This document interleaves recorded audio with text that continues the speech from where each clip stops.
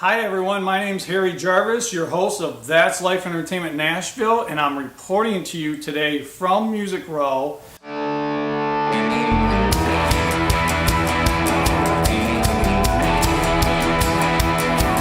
What are your thoughts about a lot of the historical sites that are in jeopardy of being torn down and being replaced by apartments and lofts? Well, I know people need places to live, and I'm an entrepreneur myself, so I understand the need to make money and the need for people to have places to live. But also we have to remember where we came from and understanding the roots and the history behind what Nashville really is. And Printer's Alley is a bunch of part of Nashville is anything in Nashville, in my mind.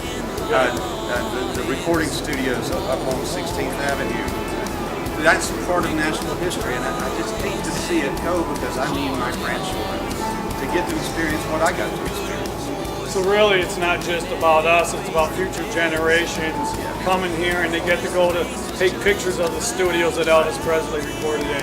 Is that what you're saying? That's right. I mean, it would be like tearing down the Ryman. In my mind, to do anything with the alley, to do anything with these studios that Elvis and the other guys recorded in, it would be like tearing down the Ryman to me. It makes no sense. There's no reason to do it. We can make money. It could be a money-making venture some other way. So if they were to tear down all the historical sites, or most of them, you probably wouldn't want to come here yourself anymore, would you? I wouldn't make it a priority, no. I mean, if those historical places that I enjoy sharing with my friends weren't here, if the alley weren't here, right, my motivation to come would certainly be less. Save RCA Studio A. We love Nashville! There's this guy on his motorcycle and he's playing this awesome demo that had been made somewhere else. And then from that point, then we walk down the street and I get to see all these houses where people are writing music and trading guitars and equipment. Didn't matter if you were famous or not famous, you were part of the process and everyone's writing songs together. And like, what makes that happen?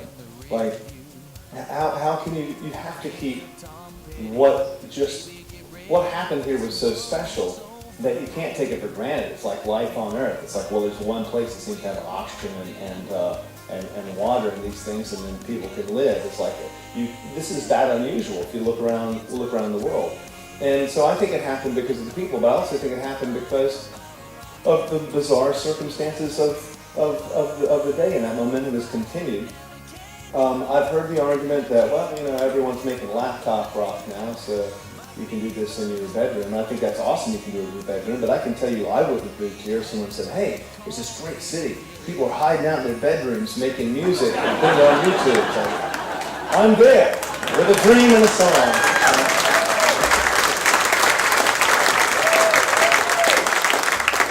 So all those ugly buildings, all those beautiful houses, I think they're all important.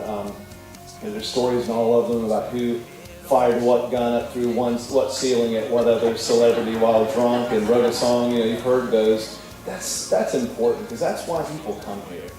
Not just to spend their tourism money, which we know every city in the world wants to have their tourism.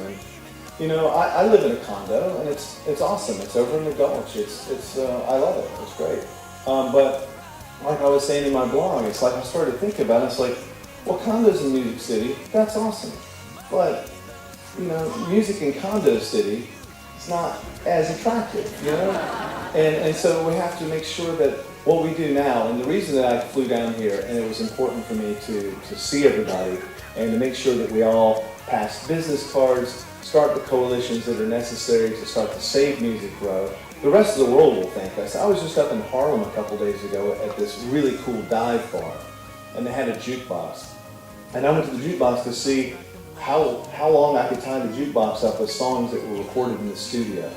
And I just put dollar after dollar in this thing. And everyone in everyone in the dive bar, and I can tell you it's not the same demographic as country music, loving every bit of it. And it's awesome. It's to hear like an hour's worth of music that was recorded in this room and no one even knows about it up until now. So I think what we have to do now is, we've done an important thing. The developer has shown a lot of integrity and has told us, this is a developer, he's come back and said, he's not going to touch a brick on this place, okay? So that is a huge plan. So thank you so much for that. That said, he may not close today. So if he doesn't close today, will the next person that steps into this position, are they going to have that kind of integrity? We don't know. We don't have anything to protect it. We were so busy making music history, making this property valuable, making people happy with music. We were so busy with those things that we didn't stop to think about getting together and protecting this property. And not just here, everywhere around. So people that are in here, I get this question on like, why was Music Row sitting on their hands? And we weren't sitting on our hands. We had guitars and knobs and microphones in our hands. That's what we do. That's why this property is valuable. So you can't make something valuable, then tear it down. You've taken the engine out. So we all know that. So what we need to do now, as far as I can see, is get together and pass this along to the grown-ups. We have the mayor, Metro, and the Chamber of Commerce. Make sure that they know what you want. And we have to know what we want. We have to know what's to be preserved, where the lines are, what's important, what makes the city work. And it's such a smart city. I mean, here's another thing. It's like I tour all the time. Most of the rest of the country ain't looking as good as it is here. We're doing something right, and we're doing something really smart. And if you look at what happened in Lower Broad, and then up in the Gulch, awesome. Those are solid. We figured that out. So we can figure out the engine. This is the engine that we're sitting in. It's this part here that created all this. So I'm sure that we can come up with that solution. And I'm just a piano player who happens to be squatting in this room. I never knew how long it was going to last, and I started with my piano in the middle and a hard disk recorder, and then I brought William Shatner in, and we made a record, and then I made a bunch of EPs, and now you've got lots of them every day we're making huge records. Anyway.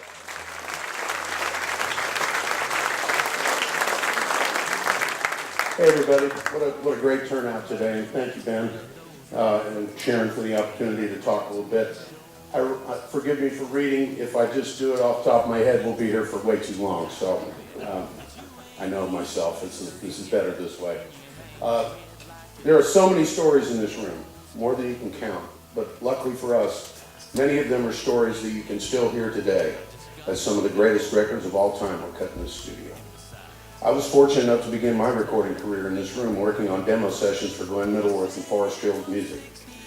Glenn took a chance on a few of us aspiring studio musicians, and I definitely felt the history of this place the first time I walked in the door, and I learned so much from the experience. One of the first records I ever played on was a Hank Thompson record recorded right here on the floor, complete with triple fiddles and background singers, all live, and I was scared to death. The late great drummer Kenny Buttry, who I was completely in awe of, pulled me into the drum booth right over there and said, "Relax, kid, you sound great." And I knew it was going to be okay. I'll never forget that. This place is special, and Ben Folds deserves a lot of credit for keeping the magic alive for the last 12 years during a time of great transition in our city. So thank you, Ben. Absolutely. Not to mention the incredible work he's just been doing with the Nashville Symphony with his piano concerto recorded right here in this space. And I'll be the first guy at the record store to buy it. Like many of you, I've been fortunate enough to work on Music Row for many years. For me, it's been about 35 plus, but I'm barely that old. And like you, it breaks my heart to watch the once proud Music Row become residential midtown with little consideration for what's being taken away in the path of progress. And I'm not just talking about the historical buildings that we need to preserve, but I'm perhaps more interested in the synergy that occurs with proximity. Large corporations are constantly looking for ways to achieve what we take for granted here. Being near one another, it's much easier to work together and find ways to collaborate since we see each other often and get to know each other personally, like in this room. We know that a rising tide lifts all boats, and we try to live that out in this special place. The result is a spirit of cooperation that Google and Microsoft would love to have. The idea that the synergy of proximity is so valid that even the city of Nashville is in on the concept. Most of you are familiar that the city has built a collaborative neighborhood at Rolling Mill Hill by repurposing old buildings and providing office and workspaces as well as affordable housing for artists. It's a very purposeful development that hopes to grow the arts and technology sectors in a city known for its creativity. Well, guess where that creativity began? Right here. Good old Music Row. As I said, it's essential that we make a purposeful effort to preserve these historic studios and buildings, and thanks to the Mike Kerr Family Foundation, the Quonset Hut is in Belmont's care. Columbia Studio A is, up until recently, RCA B was, I think it still is with the Hall of Fame. And RCA A is certainly a part of that historical group of studios. But having just come back from a visit to Memphis last week, where I visited the Stax Museum, I believe that it's more than just creating museums. We really want Music Row to become a museum where people drive through and say that's where history used to be made. I don't think that's the answer. So while it's important to preserve the history, it's even more important to keep these places alive where business continues to thrive and go. Otherwise, Music Row becomes one giant tourist attraction that hangs on by the skin of its nonprofit teeth. And any of you that have ever done that know what's going on.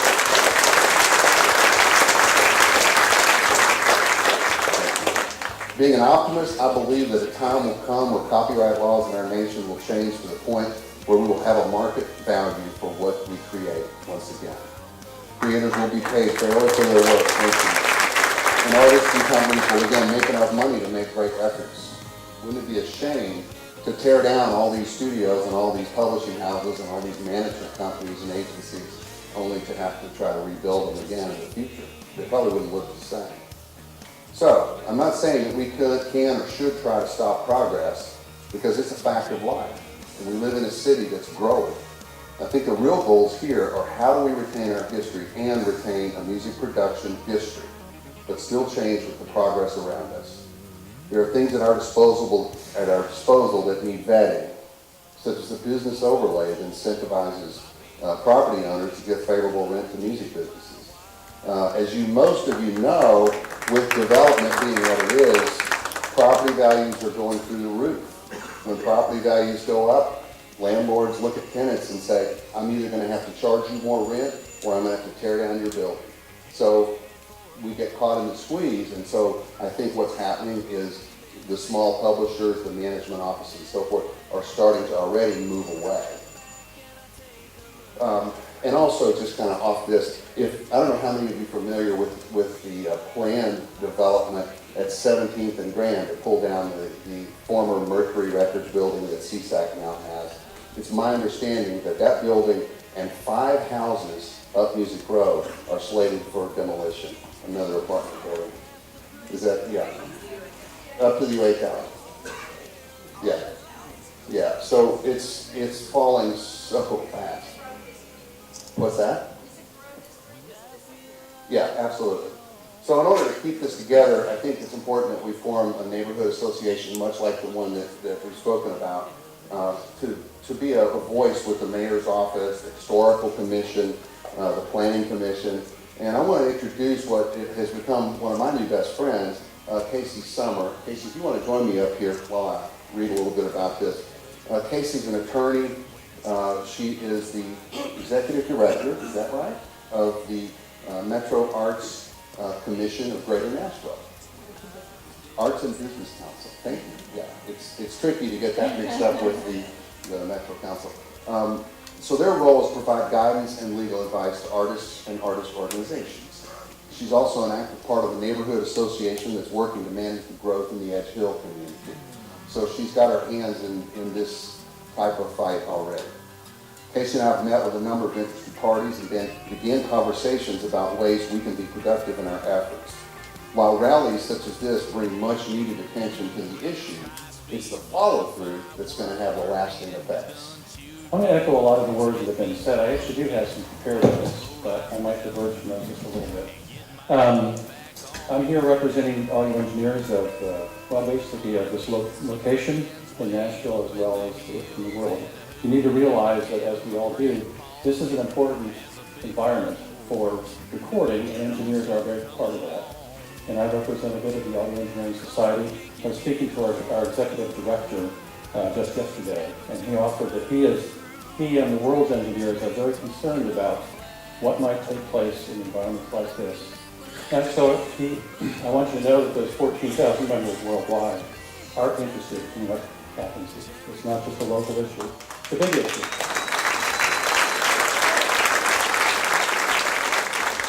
So as we're in this beautiful location now, to some people, if they were to look around at these walls, they say, what is this really looking nice? But to us, we understand what's here, but it's really important to realize this is a historical location because of what it is and how it's laid out and how it was done. You need to realize that when this building was constructed, it was in the 50s and 60s era, and we were transitioning from mono, you remember mono, to stereo, and then obviously multi-track production. Some big changes were taking place, and as a result, studios had to change to make those changes possible. Engineers, people like Bill Putnam, Bill Porter, and others realized it was really important to establish a better way to do recording. And they didn't do it because they were paid extra to do it. They did it because they cared enough, and they shared that information with each other so that they could pass that on to other people, just like we want to pass this venue on to other people and have them have a chance to work in it. They were doing things like creating diffusion instead of just absorbing all the sound, isolating the room so that it wasn't connected to other locations, so the sound wouldn't transmit through the walls. Stuff we take for granted now, which was not being done prior to that. And if you were to look at studios before this one and others like it were built, you would see that happen. So what's important also is the companies wanted to reach out and bring this attention to their listener and created better listening medias and so forth, like things like Dynagroove and the LP and all this stuff. So again, it was work done by engineers, people that cared, people like us that care about what happens here. And they did it so that we could have a better musical experience. So the music would be a bigger part of our lives, which really, I think it's an important part of all of our lives, I'd have to say, right? Absolutely. So thank you again for this time. I appreciate it. This was a great opportunity to share just a little bit about what it means to all of us engineers. And I see lots of engineers in the audience. I think it's an important part of our community. Thank you very much. This came on us in the dark of night. A couple of us started sending out emails Wednesday night. 30 of us showed up here for a little round table, leadership music caucus style, and we talked about it on Friday. And now we have all of you here. And the thing about history is when we're in the moment, in the creative moment making it, we don't realize it. But after this building, and after the one 2 doors down, 25 years from now, people will want to know where Carrie Underwood, and Casey Musgraves, and Garth Brooks, and Alan Jackson, and Taylor Swift made their records and wrote their songs. We don't realize that because we're making it right now, but we didn't know that everybody would come here to revisit our history over and over and over again. Last night, Bob Orman called me, and he gave me a quote because he couldn't be here. The site of the Owen Bradley studio in Hillsborough Village, where Kitty Wells recorded It Wasn't God Who Made Honky Tonk Angels, was leveled earlier this year. The building on Music Road that housed Combine Music, where Chris Christopherson, Larry Gatlin, Billy Swan, and more were fostered, was leveled 2 weeks ago. The studio on McGavick Street, where Elvis Presley recorded Heartbreak Hotel, his first national number-one hit, was torn down a decade ago. The site of the first record company office on Music Row is now a memory. So are the sites of the first recording studio ever built in Nashville and the city's first commercial radio station. These losses cannot be replaced. They are gone forever, yet this city is a city that bases its national identity as being Music City, USA. How many more iconic sites that gave us that identity will be destroyed before this community pays proper homage to the heritage that other cities would die to have? Robert K. Orman.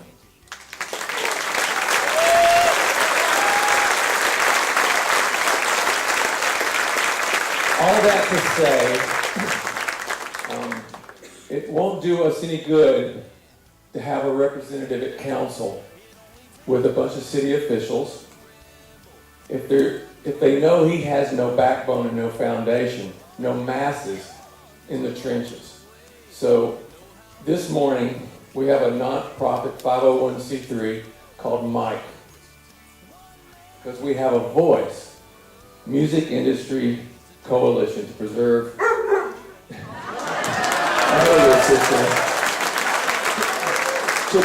and develop the Nashville music heritage.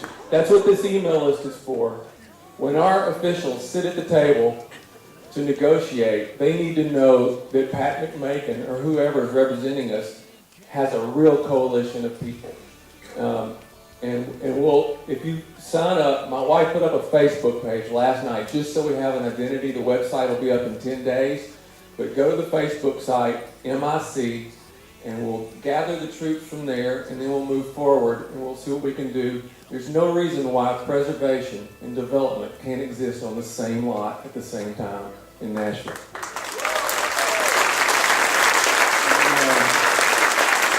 I think we've all opened for dinner, so you're closing this thing out, right? I wanted to ask the media, if you guys want to come up, Ben can answer questions, if there's any questions or anything that you guys would like to ask him. Music growth is hugely important to music for the reason that Pat McMakin said of proximity. Music is not a science. You know, you can't just like go, hey, we're going to plan build a music hall. This place happened. Music just doesn't follow logical rules, and we've got the recipe. And if someone else has the recipe, step right up. We've got it, and we need to make sure that we don't